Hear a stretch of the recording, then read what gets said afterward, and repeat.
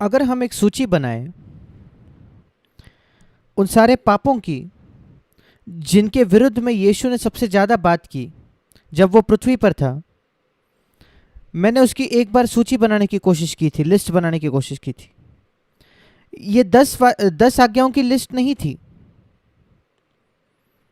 उसने सबसे ज़्यादा पाखंड या कपट के विरुद्ध कहा। पाखंड का शायद ही जिक्र होता है पुराने नियम में।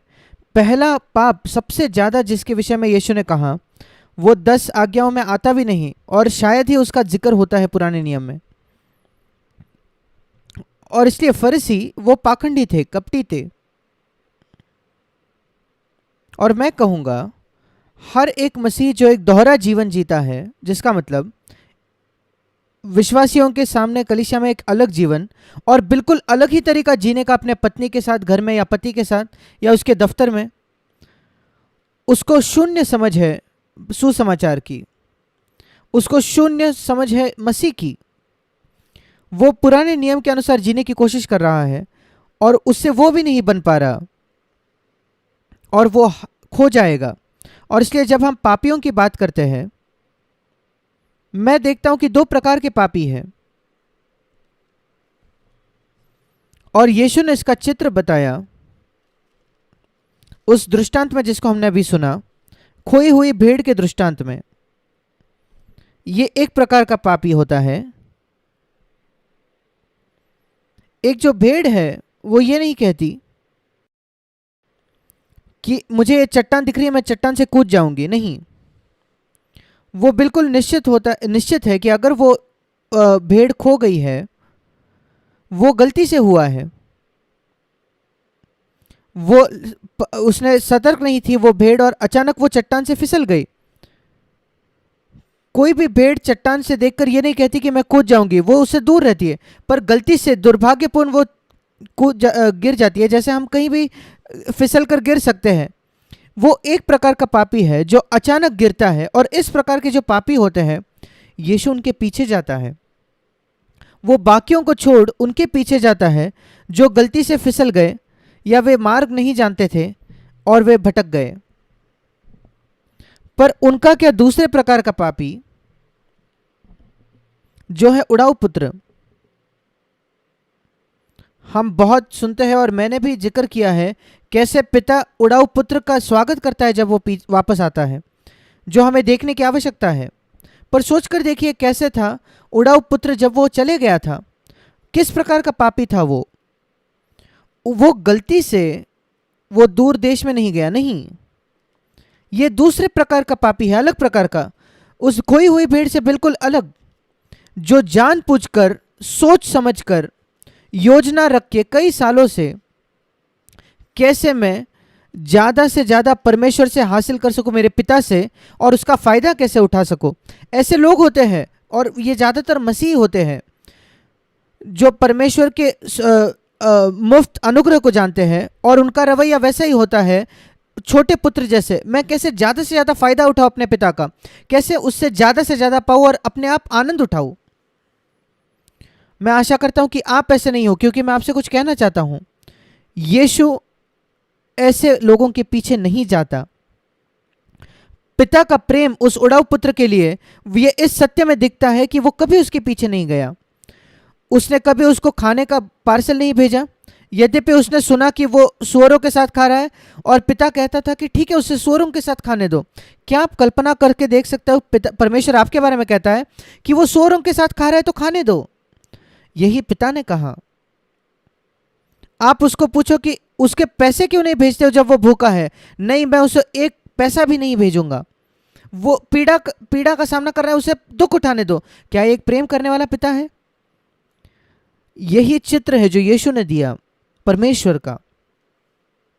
हाँ, वो दौड़ कर जाता है जब वो लौट आता है मन फिराव करके। पर सोचकर देखिए उस समय का, उसके पहले उसने कोई संदेश नहीं भेजा। ऐसा दिखता है मालूम जैसे उसने पूरी तरीके से उसको नज़रअंदाज कर दिया। और मैंने वास्तविकता में ये देखा है उन लोगों के साथ जिन्होंने परमेश्वर की दया और भलाई का फ़ायदा उठाया है, और जैसे मैंने कहा कि परमेश्वर से मूर्ख बनाने का कोशिश करते हैं। हाँ, परमेश्वर इतना क्षमा करता है, वो इतना भला है, मेरा पिता इतना भला है, मैं उससे क्या पा सकता हूँ? क्या मैं आधी जायदाद पा सकूं, आधी संपत्ति, सारे वायदों पर दावा करके ये दो वो दो ये लो, और जो कुछ मिलता है लेकर मैं जैसे चाहूँ वैसे जीऊँगा? क्या आप ऐसे मसीहों को नहीं मिले हो जो एक अच्छे कलीसिया में आते हैं और सत्य सुनते हैं, पर वे यही सोचते थे कि हाँ, पिता क्षमा करता है, परमेश्वर क्षमा करता है, क्षमा करता है, क्षमा करता है। मैं आपको कहना चाहता हूँ मेरे प्रिय भाई, प्रिय बहन, आप शायद उस श्रेणी में नहीं हो खोई हुई भेड़ के, पर उड़ाऊ पुत्र के श्रेणी में हो, जिसको पिता ने नजरअंदाज किया। और मैं आपको कुछ और बताऊंगा, अगर वो पुत्र वापस नहीं आता, वो दूर देश में मर जाता, ये अलग कहानी होती है। और ऐसे भी लोग होते हैं, और पिता सुनता है कि उसकी मृत्यु हो चुकी है और वो कहता है हाँ, वो इसी योग्य था। क्या आप कल्पना कर सकते हो कि परमेश्वर ये कहता है? हाँ, वो कहता है। इसलिए हमें ये देखना है, ये केवल दो प्रकार के पापी नहीं है, एक और प्रकार का पापी है जो उस कहानी में है, जो है बड़ा पुत्र। वो दूसरे प्रकार का स्वयं खुद धर्मी व्यक्ति है जो दूसरों को तुच्छ जानता है, वो दूर देश में नहीं जाता। ये दूसरे प्रकार का विश्वासी है जो कलीसिया में बैठता है और वो बिल्कुल आश्वासित है कि वो दूसरों से बेहतर है। वो दूसरों को देखकर कहता है कि हाँ, मैं इन लोगों के इतना बुरा नहीं हूं जो एनसीसीएफ में बैठे हैं, और वो बहुत तृप्त संतुष्ट होता है अपनी ही आत्मिक अवस्था से। उसे लगता है वो ज़्यादा आत्मिक है। और अगर कोई फिसल जाता है, वो कहता है हाँ, परमेश्वर का धन्यवाद हो, मैं वैसा नहीं हूं। ये अलग ही प्रकार का पापी है। आपको देखना है कि यह तीसरे प्रकार का पापी है उस कहानी में, उड़ाऊ पुत्र का बड़ा भाई। और परमेश्वर ऐसे लोगों पर दया करता है, दयावान है।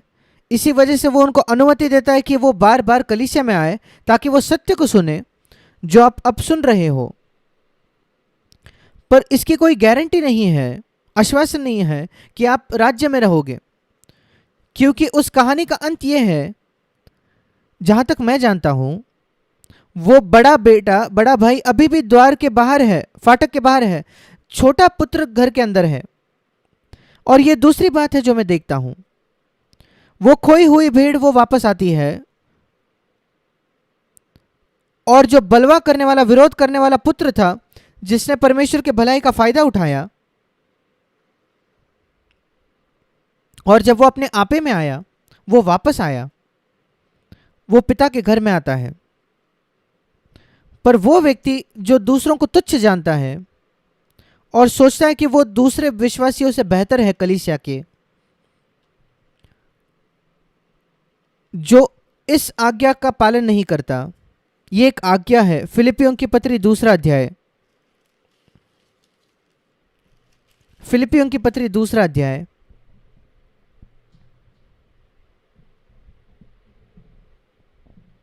और 3 वचन। विरोध, वहां लिखा है कुछ ना करो, मैं कहता हूं शून्य, शून्य मतलब कुछ भी मत करो। कुछ ना करो ये हमें इतना पता नहीं चलता है जब हम कहते कि शून्य करो विरोध से या झूठी बढ़ाई से, मतलब अपने जीवन में शून्य काम, एक ऐसे रवैये से कि मैं दूसरों से बेहतर हूं, ऐसे कुछ भी मत करो, ऐसे कुछ भी मत कहो जिसकी शुरुआत होती है एक ऐसे रवैये में कि मैं दूसरों से बेहतर हूं। पर नम्रता से, मन की नम्रता से, और मन की नम्रता की कई परीक्षाएं होती हैं। आप कैसे जान सकते हो कि आपके मन में नम्रता है? यहां एक परीक्षा है, हर दूसरों को, क्या आप सुन रहे हो, अपने से अच्छा समझो। इंग्लिश में लिखा है अपने आप से महत्वपूर्ण समझो। ये नहीं कि आपसे ज्यादा आत्मिक, नहीं, ये तो झूठ होगा। हम फिर यीशु के पीछे नहीं चल रहे। यीशु ने यह कल्पना नहीं की अरे पतरस मुझसे ज्यादा आत्मिक है, या याकूब मुझसे ज्यादा आत्मिक है, या यहूदा मुझसे आत्मिक है। नहीं, ये तो हंसी जैसा हो गया। मैं कल्पना नहीं करता कि कोई मुझसे ज्यादा आत्मिक है, इसमें कोई आत्मिकता नहीं, ये झूठी नम्रता है। जहां एक व्यक्ति नाटक करता है कि भाई आप ज्यादा आत्मिक हो, आप उसमें विश्वास नहीं करते, झूठ मत कहो, सत्य मान लो कि आप शायद किसी और से आत्मिक हो, पर आप उस अपने आप से उसे ज्यादा महत्वपूर्ण समझते हो। आप कैसे उसको ज़्यादा महत्वपूर्ण समझते हो? आप उसको आदर से व्यवहार करते हो, यद्यपि वो पढ़ा लिखा नहीं है, वो उसने पढ़ाई नहीं की है, वो पढ़ नहीं सकता और बाइबल को बहुत कम जानता है, शायद कई चीज़ें गलत कहता है, पर वो ईमानदार है। यीशु ने अपने शिष्यों के पाँव धोए। ये मार्ग है दिखाने का कि तुम मुझसे ज़्यादा महत्वपूर्ण है, ये नहीं कि तुम मुझसे ज़्यादा आत्मिक हो। आपको लोगों को अपने आप से आत्मिक नहीं समझना है, वो क्योंकि वो झूठ होगा और परमेश्वर कभी झूठ पर हमें विश्वास करने नहीं कहता। अगर आप ज़्यादा आत्मिक हो दूसरों से, फिर यही कहो। क्या आप जानते हो पौलुस ने कुरिन्थियों को क्या कहा? मैं आत्मिक हूं, तुम सब दैहिक हो, शारीरिक हो। क्या पौलुस नम्र था? हाँ जरूर, पर वो बिल्कुल सच्चा भी था। पर उसने कुरिन्थियों को अपने आप से ज़्यादा महत्वपूर्ण समझा, उनके साथ इतना समय बिताया, वो पत्र लिखकर उनके लिए और उनसे काम करके, और एक और पत्र लिखना, उन्होंने दूसरों को ज़्यादा महत्वपूर्ण समझा पौलुस ने। और इसलिए हमें इसकी एक संतुलन समझ होनी चाहिए। यीशु ने जो फरीसियों में धिक्कारा वो उनकी पाखंड था, उनका पाखंड या कपट था और दया की कमी लोगों के प्रति। और ये दो जो हैं जुड़े हुए हैं, क्योंकि जो लोग पाखंडी होते हैं वे ही सोचते हैं कि वे दूसरों से बेहतर है, और फिर वही आगे जाता है कि वे लोगों पर दया नहीं करते जो वही अगर मत नहीं रखते होंगे तो। ये दो काम है जो दो बातें आई उन वचनों में जो हमने पढ़ा। और इसलिए जब हम देखते हैं जो कुछ बातें हमने सुनी उनको मैं संतुलित करना चाहता हूं। मैं धर्मियों को बुलाने नहीं वरन पापियों को बुलाने आया हूं।